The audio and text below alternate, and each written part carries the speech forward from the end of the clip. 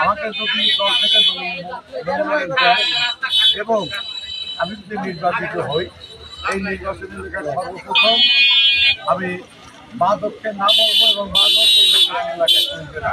এক, আমি হলো আইনের শাসন প্রতিষ্ঠিত করা, তিন হলো উন্নয়নমূলক কাজটা, স্কুল কলেজ রাস্তাঘাট এই কাজটা সর্বপ্রথম।